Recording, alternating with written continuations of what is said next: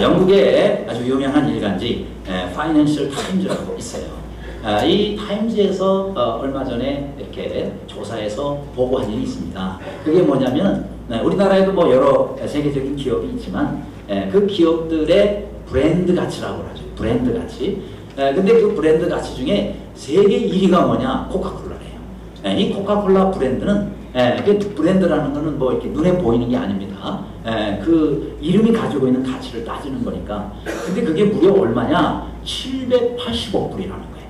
780억 불은 얼른 와서 안 나왔지만은 그 우리나라 돈으로 계산하면 100조 원, 100조 원이 되는 거예요.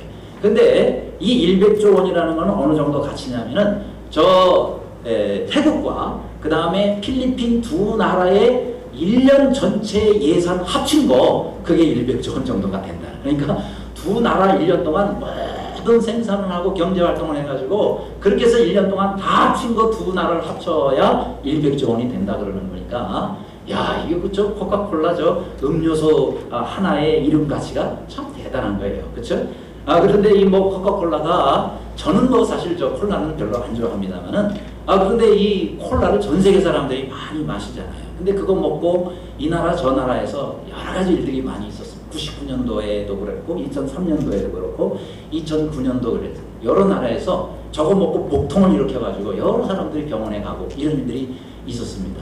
근데 사실 뭐 먹어봐야 뭐 거기 탄산수에다가 그 다음에 또 무슨 뭐 몸에는 뭐 해롭지 그렇게 않다 그러는데 뭐 시커먼 게 뭐가 뭐 그래서 좋겠어요. 근데 그것도 뭐 피자 먹으면서는 꼭 먹어야 된다. 그렇다고 사람들 참 많이 마시는데 그런데 이런 그 코카콜라가 어떤 때는 뭐 이도 상하게 하고 비만도 오기도 하고 여러 가지 아무튼 안 좋은 일도 있지만 어떻게 하겠어요? 전 세계 사람들이 좋아서 해서 잘 마시고 있는데 근데 이렇게 사람들이 좋아하는 음료수라 하더라도 반드시 그걸 마신 다음에 얼마 지나면 다시 또 목마르다는 사실.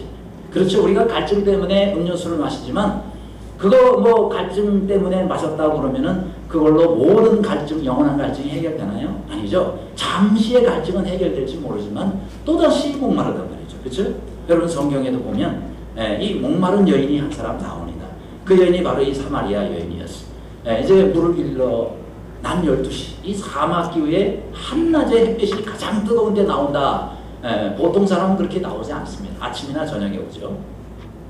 근데 이 여인이 한낮에 이렇게 나왔다는 것은 뭔가 문제가 있는 거예요. 바로 남편을 5번이나 바꿨던 어떻게 보면 세상 사람들이 손가락질을 받은 남들 눈에 안 띄고 싶어서 사람이 없는 시간대에 온 그 여인 그 여인을 위하여 예수님께서 일부러 사마리아로 이제 가시는 내용이 나옵니다. 근데 5번이나 남편 바꿔서 그러면 만족하냐? 역시 만족할 수가 없다. 그렇죠? 그렇습니다. 여러분 사람이요 이 세상 걸로는 진정한 만족을 얻을 수가 없는 겁니다. 지난 주간에 제가 전에부터 알고 있는 한 목사님을 만났어요. 중국에서 사역을 하시다가 그 다음에 이제 한국에 와서 목회를 하시는데 중국에서 이분이 탈북자들을 이렇게 좀 도우셔가지고 그렇게 해서 또 우리나라로 이렇게 오게 하는데 역할을 좀 하셨어요. 근데 그게 나중에 알려져가지고 거기서 출판이 되게 됐어요. 그래서 이제 여기 오셔서 목회를 하시면서 여기 탈북자들을 많이 알고 계세요. 지금도 계속 만나고 계시는데 그 탈북자들이 목사님 만나면 이런 얘기를 한답니다. 목사님 못 살겠어요 못 살겠어요 그래요. 그러면서 막 불평이 그렇게 많답니다. 왜냐 이게 뭐 우리나라 이 사회 경쟁 사회에서 적응이 안 되는 거예요. 그렇죠? 뭐 배급 받으면서 그걸 살다가 이 나라에 오니까 뭐 치열하잖아요. 치열해요. 모든 거 다 돈으로 따지고 그러니까 너무너무 적응을 못 해가지고 힘들어하는 분들이 의외로 많답니다. 그런데 사실 그분들이요 북한에서 어려워가지고 어떤 데는 뭐 괜찮은 사람들도 어쨌든 자유를 찾아서 탈북해가지고 중국으로 갑니다. 거기서 숨을 지내는 거 아니겠어요? 여러분 넘어갈 때도 그냥 넘어갑니까? 어떻게 보면 생명을 목숨을 가보고 넘어갑니다. 중국에 생활하면서도 뭐 정상적으로 하겠어요. 거기서 또 걸려보세요. 다시 북으로 송환되는 건 죽는 겁니다. 그런데 거기서 또 기가 막히게 정말 아주 소수의 선정이 돼가지고 남한으로 넘어왔다. 이러면은 정말 아주 소수 중에 소수, 행운 중에 행운의 사람들입니다. 여기 오면은 그냥 놔둡니까? 전부 집 준대요. 집도 주죠. 그 다음에 또 정착금도 주죠. 그 다음에 또 자녀들 학교 나와서 공부시키면 대학까지 무료로 해내요. 아니 우리는 대한민국에서 태어났어도 누가 집을 줘요? 누가 무슨 정착금을 줘요? 자녀들 대학까지 무료로 무슨 누가 그냥 안 되잖아요. 그런데 북에서 이렇게 그 탈북해서 왔다고 그렇게 해주는데 왜 우리를 이빙스민으로 바라보고 뭐 이러면서 그렇게 불평불만이 많대네요. 그래서 야 아무리 이렇게 해줘도 사람의 만족을 이렇게 하기는 정말 어렵구나. 사람의 이 마음을 만족스럽게 채워주기는 정말 어렵구나 하는 생각을 다시 한번 해보게 됐습니다. 그래요. 남편 바꾸고 아내 바꿔서 만족함이 있냐? 이 여인이 얘기를 하잖아요. 없다 이게. 제발 바꾸지 마세요. 그냥 사세요. 기도하시면서 사세요. 지금 남편 지금 아내가 제일이다. 왜 아멘이 없어요? 생각해 봐야 되는 겁니까? 따라합시다. 지금 남편 지금 아내 제일이다. 우리 아내가 저 뒤에 앉아있어서 꼭 제가 하는 건 아니고 사실이 그렇다 이 말이죠. 근데 그러니까 뭐 환경 바꾼다고 우리에게 진정한 만족이 꼭 오는 것은 아니다. 중요한 건 내가 바뀌어야 됩니다. 내가 바뀌어야 만족이 되는 거죠. 왜 목말라요? 내가 변하지 않기 때문에 계속 목마른 겁니다. 그래요. 세상 것은 아무리 취하고 얻어도 목마를 수밖에 없는 겁니다. 그러면 어떻게 해야 돼요? 목마르지 아니할 것을 우리가 취하면 되는 거예요. 우리가 그걸 어떻게 하면 목마르지 아니하느냐? 오늘 이 본문에서 주님이 말씀하십니다. 하나님의 형상을 우리가 온전히 회복할 때 우리는 진정으로 참만족의 삶을 살 수가 있다는 겁니다. 자, 그러면 어떻게 하면 우리가 하나님의 형상을 회복할 수 있느냐 하는 겁니다. 첫째로 예수님을 만나야 한다. 6절과 7절에 예수께서 길 가시다가 피곤하여 우물 곁에 그대로 앉으시니 때가 6시쯤 되었더라. 사마리아 여자 한 사람이 물을 기르러 왔음에 예수께서 물을 좀 달라 하시니 라고 말씀하고 있습니다. 자, 이때 예수님은 사마리아 지역으로 일부러 들어가셨어요. 유대인들은 다 그것을 피합니다. 한참 돌아가더라도 돌아가지 절대 사마리아 그 길로 지나가지 않거든요. 그런데 당시 유대인들에게 경멸을 당하고 무시를 당하는 그런 사마리아 지역으로 일부러 주님께서 통하여 가는 거죠.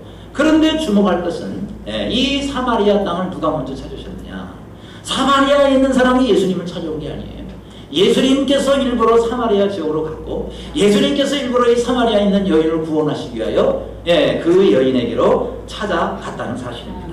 사실은요, 우리가 내가 예수님 찾아서 믿은 것 같고 내가 예수님 찾아서 예배하러 온 것 같지만 아니라는 겁니다. 예수님이 먼저 우리를 찾아와 주신 겁니다. 그래서 그리고 그 예수님을 통하여 내가 구원을 받게 되었고 예수님을 내가 또 찾아온 것 같지만 예수님께서 우리를 불러주셨기 때문에 우리가 오늘 이 자리에 와 앉아있는 겁니다. 오늘 우리 이 자리에서 우리가 예배를 드리는 거예요. 왜요? 겉으로 볼 때는 내가 간 것 같고 겉으로 볼 때는 내가 결정한 것 같지만 우리 하나님께서 내게 주실 은혜가 있어서 우리를 불러주셨다는 거예요. 그래서 우리가 이 시간에 여기 앉아있고 그래서 우리가 예수님을 나의 구주로 믿게 된 것이다 한 것입니다. 그래서 이왕에 주님이 불러서 여러분이 오셨다면 그 주님의 음성을 들으시길 바랍니다. 그 주님을 만나고 돌아가시는 여러분들이 되시기를 바랍니다. 이 여인은 예수님을 만났어요. 그래서 이 여인이 변화가 일어난 겁니다. 예수님을 만난 그 자리가 변화의 자리요. 예수님을 만난 그 자리가 회복의 자리요. 예수님을 만난 그 자리가 응답의 자리인 것을 믿으시기를 바랍니다. 실패하고 낙심한 자가 있습니까? 주님 만나면 주님께서 바꿔주십니다. 목마르고 배고파서 찾아온 사람이 있습니다. 주님께서 채워주시고 넘치도록 부어주십니다. 병들고 아파서 주님께 온 사람이 있습니까? 오늘 주님께서 치유의 역사를 베풀어 주셔서 온전히 회복되고 강건하여져서 돌아가시는 오늘의 이 아침이 되시기를 간절히 바랍니다. 낙심하고 절망한 자는 소망과 희망을 가지고 이 자리를 이뤘을 수 있는 오늘 이 예배 시간이 되시기를 바랍니다. 그런데 우리가 예수님을 참된 예수님을 만나려면 여러분 우리가 내가 가렸던 것들을 좀 벗고 가야 돼. 쓰고 있던 가면을 벗어야 되고 또 발랐던 여러 가지 화장들을 지우고 우리가 주님께 나아갈 수 있어야 된다. 참 나의 모습으로 나아가야지 우리가 주님 만나면서 이렇게 저렇게 꾸밀 필요가 없는 거예요. 가릴 필요가 없는 거예요. 주님 우리의 참모습을 다 알고 계십니다. 참모습대로 우리하고 대화하기를 원하십니다. 내 모습 이대로 주가도 없어서 내 모습 그대로 주님께서 오기를 원하시는 거지. 뭐 내가 무슨 직분을 얻은 다음에 주님께 가고 내가 뭐 돈 많이 번 다음에 주님 앞에 나가고 아니에요. 주님은 나의 모습 그대로 지금 있는 모습 그대로 그렇게 주님께 나오기를 주님은 원하신다 하는 겁니다. 여러분 저 영화 중에 시스터 액트라는 그 영화가 있죠. 거기 이제 그 주제곡처럼 나오는 게 오 해피 데이입니다. 오 해피 데이 하면서 나오는 게 있잖아요. 그죠? 그런데 이제 그 노래가 제가 가만히 가사를 전체를 보니까 이거 완전 찬송가예요. 오 해피 데이가 이게 완전 찬송가더라고요. 그러면서 뒤에 보면은 When Jesus was, When Jesus was 이렇게 나오는 게 뭐냐면은 예수님이 나를 씻어주셨을 때, 예수님이 나를 죄악으로부터 깨끗이 씻어주셨을 때, 오 해피데이 이렇게 되는 거예요. 그렇죠? 그래 왜 해피데이냐? 왜 행복한 그날이고 왜 이것이 나에게 있어서 정말 즐거운 날이 됐느냐? 예수님이 내 죄를 다 씻어주셨기 때문에. 그래서 오 해피데이더라고요. 뒤에 나오는 게 He taught me how. 그리고 wash, fight and pray. 그러니까 예수님께서 내게 뭘 가르쳐 주셨느냐? 나를 죄로부터 깨끗이 씻는 방법. 예수님께 나오면 된다.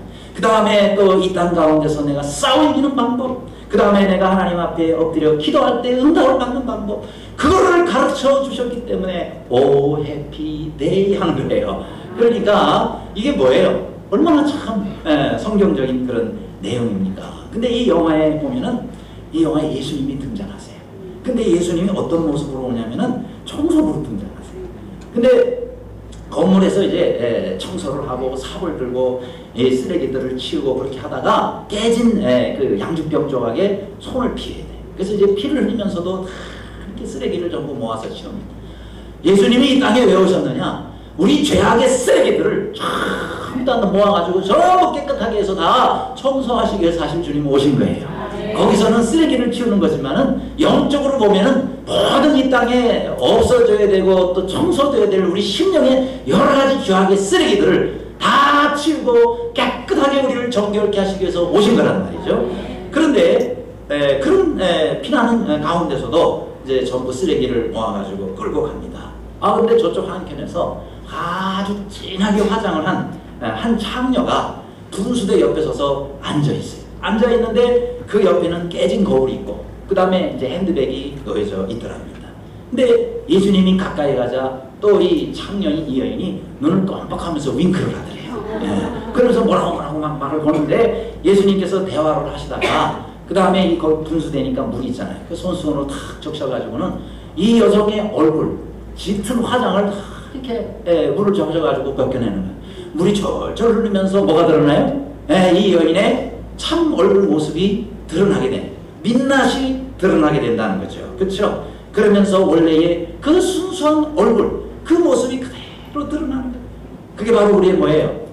우리가 다시 회복해야 될 하나님의 형상 아니겠습니까? 하나님은 원래 우리를 그 하나님의 참 형상대로 지었는데 사람이 이것저것을 갖다가 덕지덕지 붙여가지고 그래서 우리의 참 모습을 잃게 되었다 하는 겁니다. 그래서 이 여인이 거기서 회개하고 그리고 세례를 받고 그리고는 새로운 존재, 하나님 형상을 가진 존재로 거듭나가지고 변화된 삶을 사는 내용이 나옵니다. 그래요. 여러분 우리의 진정한 참모습, 우리가 주님 앞에 나아갈 때는 이런 참모습을 회복할 수 있어야 되지 않겠습니까? 그러려면 우리가 우리의 짙은 화장을 다 지워야 돼요. 그렇다고 오늘 화장 다 지우시라 그 말이 아니고 우리가 주님을 만날 때 나의 마음에 내 영혼에 하나님께서 만들어진 참 형상대로 우리 주님 앞에 나가야 된다 하는 겁니다. 죄로 가렸던 것이 있으면 다 여러분 벗어버리시기를 바랍니다. 또 여러 가지 또 잘못된 거 여러 가지 이 세상 것으로 여러분이 치장했고 또 그것으로 여러분 우리가 가렸다면 주님 앞에 갈 때 주님을 만날 때는 다 벗어버리고 그렇게 순수한 모습으로 우리 주님을 만나실 수 있는 여러분들이 되시기를 바랍니다. 여러분 LG 애들하는 잡지가 있어요. 근데 이 잡지에 한 번은 이런 설문조사를 했습니다. 사람들에게 여러분은 어떤 일을 할 때 돈이 아깝지 않다고 생각합니까? 그랬더니요 답이 남았는데 10대 여성은 거의 70% 가까이가 마음에 드는 옷을 사 입을 때 돈이 아깝지 않대요. 옷이 낙이다 라는 말이 생각납니다. 그런데 이제 30대 남성은 80% 넘는 사람이 맛있는 것을 사 먹을 때 돈이 아깝지 않다. 역시 먹는 게 남는 거다라는 생각을 또 하게 됩니다. 그래요. 우리가 여러분 같으면은 여러분은 어떤 데 돈을 쓸 때 돈이 아깝지 않습니까? 여러분은 우리가 주님이 나를 구원하셨다는 말이죠. 그렇죠? 주님의 우리는 자녀입니다. 근데 우리가 주님을 위해서 돈을 쓸 때, 우리가 정말 주님이 기뻐하시는 일에 돈을 쓸 때, 저는 돈이 아깝지 않습니다. 이런 고백을 할 수 있는 여러분들이 되시기를 바랍니다. 여러분이 어디다가 돈을 많이 쓰고 어떤 일에서 돈을 쓰고 어떤 일을 하는데 내가 돈이 아깝지 않다라는 말만 들어보면 그 사람이 어떤 사람인지를 대개 알 수가 있어요. 왜요? 그 사람이 정말 중요하다고 생각하는 일에 돈을 쓰게 돼 있는 거거든요. 그러니까 성숙한 신앙인의 모습은 야, 내가 가지고 있는 이 돈을 가지고 내가 주님을 위해서 쓰고 주님 기뻐하는 일에 내 자신을 드리고 헌신할 때 저는 돈이 아깝지 않고요. 저는 시간이 아깝지 않습니다. 이런 고백을 할 수 있는 겁니다.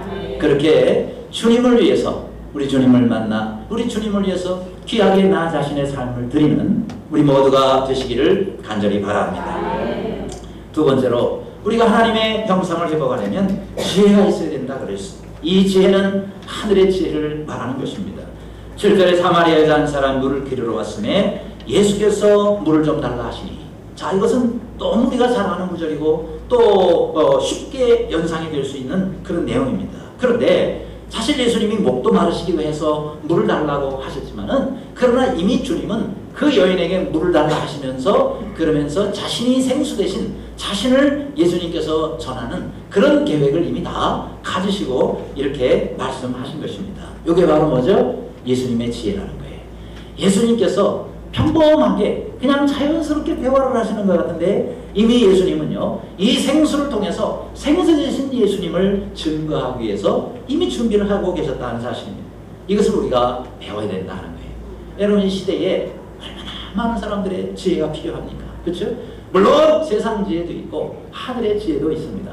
우리가 필요한 것은 세상 지혜보다는 하늘의 지혜입니다.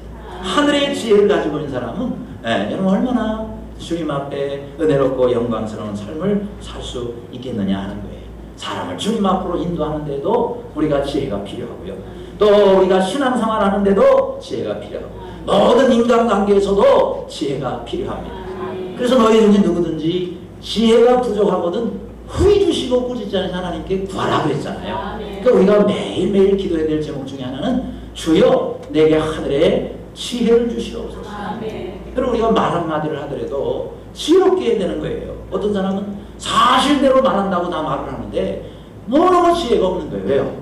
그 말을 통해서 지금 어떤 사람들이 어떻게 상처를 받고 그게 어떤 결과가 오게 될지 왜 모르냐 이 말이에요. 그걸 우리가 생각을 해야 돼요. 사실대로 얘기한다고 그게 정직한 게 아닙니다. 예수님이 사실대로 얘기한다고 그 여인 만나 야, 이 더러운 여자야 이렇게 얘기했더라면 아마 쌈만 나와가지고 그래가지고 예수님 거기서 쫓겨났을 거예요. 사실대로 얘기를 하는 게 중요한 게 아니라 느끼는 대로 얘기를 하는 게 중요한 게 아니라 지혜롭게 해야 된단 말이에요. 영혼을 구원해야 되잖아요. 사람을 살려야 되잖아요. 그렇기 때문에 우리가 말 한마디를 하더라도 행동 하나를 하더라도 지혜롭게 해야 된다 이 말이죠. 그래야 죽을 사람을 살리는 거고 쓰러질 곳을 우리가 일으켜 세우는 것이다. 겨우 세워져가고 있는 어떤 사람은 무너뜨리는 사람이 있고 어떤 사람은 쓰러져가는 것을 살려내는 사람이 있단 말이죠. 하나님 앞에 이런 지혜를 구하시기를 바랍니다. 꾀를 쓰지 말란 말이에요. 인간적인 지혜는 꾀에 해당이 많이 돼요. 옛날 어느 고을에 아주 욕심 많은 부자가 한 사람 살고 있었대요. 근데 이 부자가 어디를 갔다가 그만 실수로 1000냥의 돈 보따리를 잃어버려요. 그러니까 그 보따리 안에 1000냥이 들어있는데 그걸 실수로 그걸 잃어버렸어. 얼마나 힘들겠어. 이 부자가 얼마나 마음이 힘들겠어.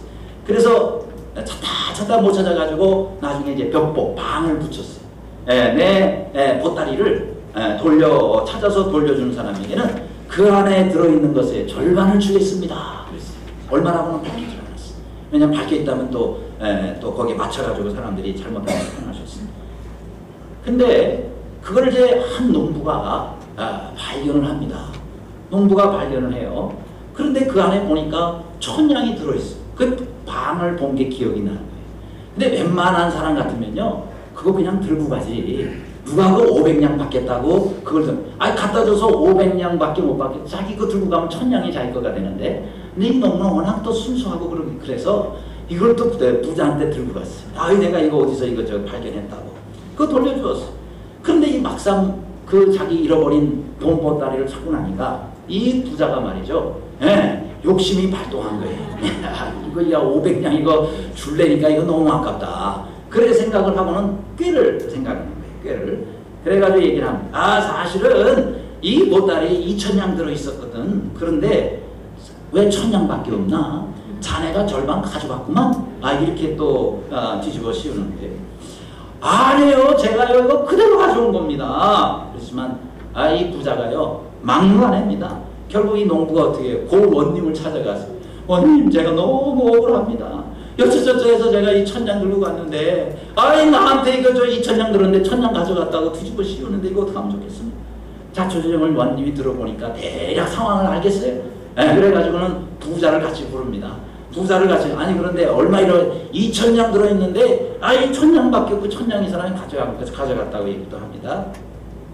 다 듣고 나더니 원님이 이렇게 판결을 내리는 거예요. 자 이제 내가 판결을 내리노라. 부자의 말을 가만히 들어보니까 이 부자가 잃어버린 것은 2000냥 들은 돈 보따리다. 근데 이 사람이 발견한 것은 1000냥 들은 보따리니 주인이 다른 것이 틀림이 없더라. 그러니까 이 농부는 주인이 없으므로 그 1000냥을 그대로 다 가지게, 그리고 부자는 2000냥이 아직 발견 안 됐으므로 발견할 때까지 가서 기다리게. 그러면서 자기도 1000냥을 그냥 뺏기는 이 부자가 됐다. 뭐예요? 꾀를 쓰면은 그 꾀에 자기가 넘어지는 겁니다. 그렇죠? 아멘이 없습니까? 성경 말씀에 고린도서 3장 19절에 이 세상 지혜는 하나님께 어리석은 것이니 기록된 바 하나님은 지혜 있는 자들로 하여금 자기 꾀에 빠지게 하시느니라 하였고 라고 말씀하고 있습니다. 그래요. 세상 지혜는 한계가 있습니다. 하늘의 지혜를 구하시기를 바랍니다. 하나님의 지혜로 살아야 되는 거예요. 또 세 번째로 우리가 하나님 영상을 회복하려면 영원히 목마르지 아니하는 생물을 마셔야 된다고 그랬습니다. 14절 말씀 다 같이 읽습니다. 시작. 내가 주는 물을 마시는 자는 영원히 목마르지 아니하리니 내가 주는 물은 그 속에서 영생하도록 솟아나는 샘물이 되리라. 아멘. 바로 그겁니다. 우리 주님이 이 땅에 오신 이유가 우리에게 영원히 목마르지 않은 영생수를 주시기 위해서 오셨습니다. 예수님께서 이렇게 이 정말 힘들고 유대인들이 찾아가지 아니하는 그 사마리아로 가서 이 여인을 만난 이유도 바로 이 영원한 샘물을 그 여인에게 주시기 위해서 가셨다는 사실입니다. 그렇죠? 일부러 가셨다. 여러분 이 여인은 사실은 사마리아 사람들이 유대인들이 다 경멸하고 무시해요. 뿐만 아니라 이 여인은요 사마리아 사람들조차도 손가락질하고 경멸하고 무시하는 그런 여인이었단 말이죠. 가장 어떻게 보면 밑바닥, 가장 어떻게 보면 불행했던 이 여인을 예수님이 일부러 찾아가셔서 그 여인에게 영원히 목마르지 아니하는 샘물을 주신 겁니다. 그러면 그런 사람에게도 예수님께서 영원한 생물을 주셨다면은 오늘 우리에게도 우리 주님께서 얼마든지 주시지 않겠습니까? 누구든지 주님 앞에 구하면 마땅히 주시지 않겠느냐 하는 거예요. 그러므로 우리가 주님 앞에 이 영원한 생명수, 물론 우리는 예수님을 믿음으로 이 영생의 생수가 되신 예수님을 우리가 얻었지만 우리의 매일매일의 삶은 또 이렇게 주님으로부터 날마다 솟는 샘물처럼 그런 은혜롭고 복된 삶을 살아야 되지 않겠느냐 하는 거예요. 여러분 우리 사람은 물로 거의 만들어진 존재예요. 그렇죠? 사람의 이 몸무게의 60%가 수분으로 이루어졌습니다.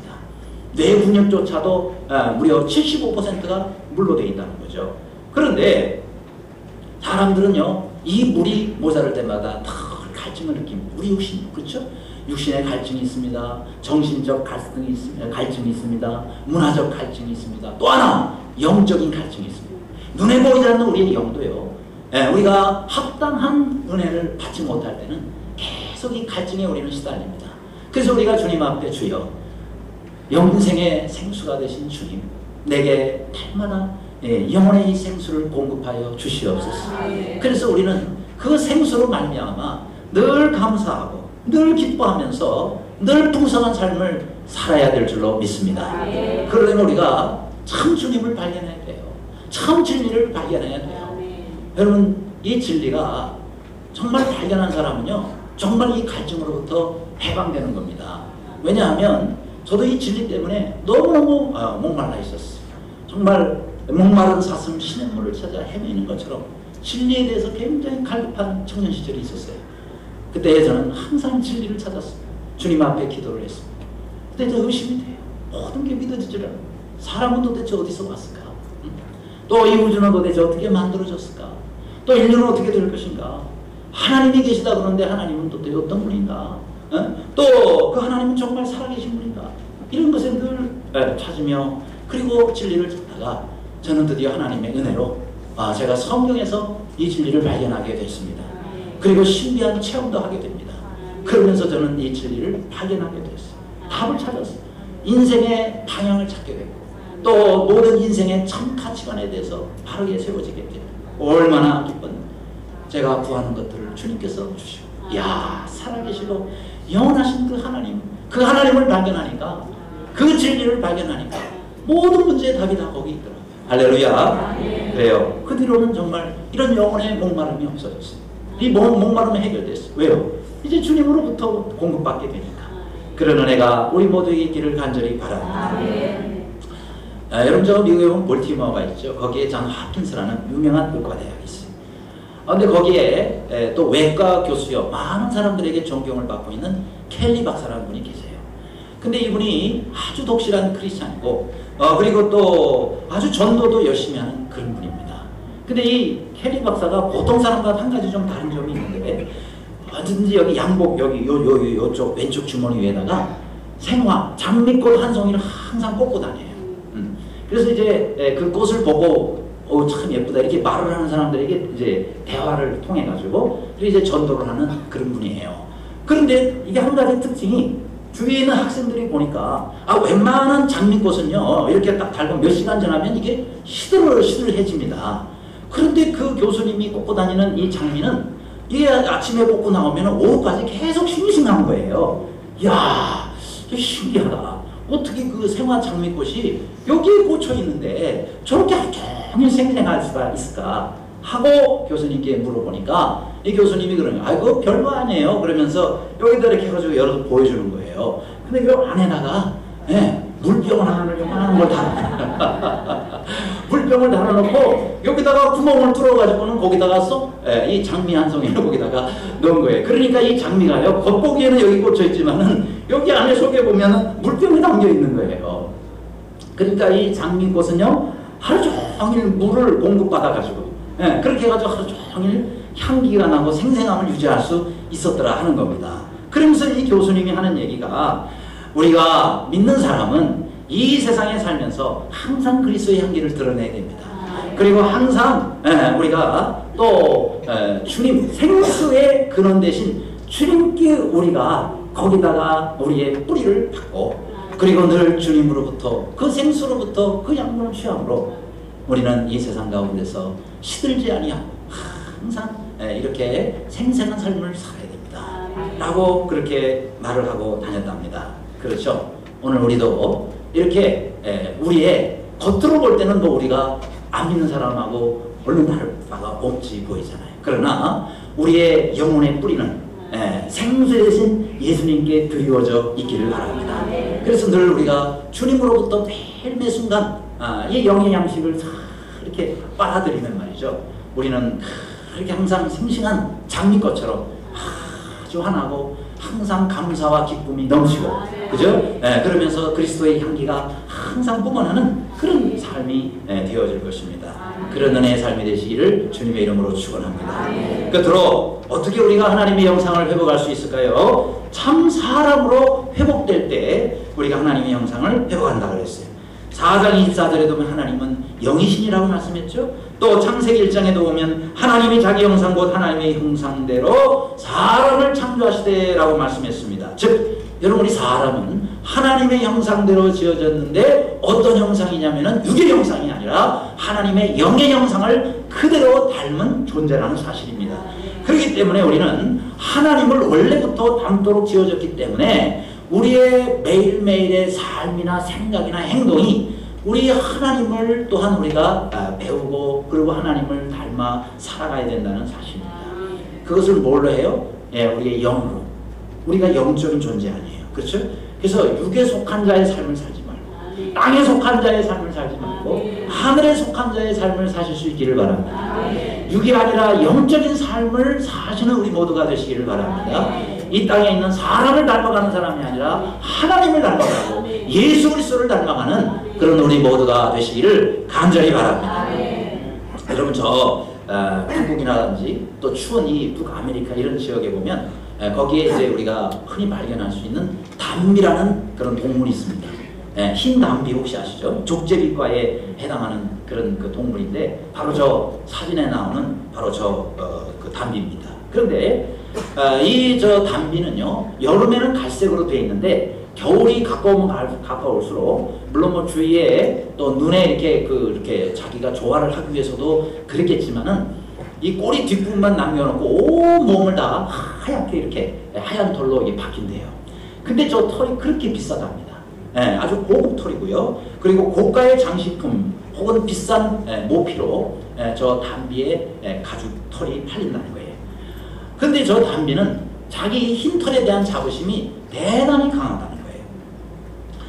그래서 자기 털에 조금이라도 오물 묻는 것을, 오물이 여기 털에 묻는, 흰 털에 묻는 것을 못 견뎌한다는 거예요. 생명처럼 자기의 이 털을 간수한다는 거죠. 그러니까 사냥꾼들이 이걸 너무 잘 알고 있어요. 그래서 저 담비를 잡는 법을요, 덫을 놓아서 잡는 게 아니고 바로 그런 성향을 이용한답니다. 그래서 이제 돌아다니다가 담비를 찾으면은 담비가 워낙 빨리 도망가니까 잡기가 어렵잖아요. 그래서 담비의 집을 찾는다. 집을 찾아가지고는 보통 이게 바위 틈이라든지 그루터기 나무고 밑에 이런 데 만들어 놓는데 불을 파가지고, 그런데 그 들어가는 입구에다가, 물론 그 안에는 담비가 없죠. 거기에다가 어떻게 하느냐면 입구에다가 갖은 오물을 다 묻혀 놓는데요. 그러고는 이렇게 다니다가 드디어 담비를 발견하잖아요. 그럼 사냥개를 시켜가지고 쫓게 합니다. 그럼 이 사냥개가 쫓겨가지고는 담비가 어디로 가겠어요? 자기 집으로 도망갑니다. 집으로 도망가려고 딱 입구에 가보니까 거기에 오물이 안 붙여 있거든요.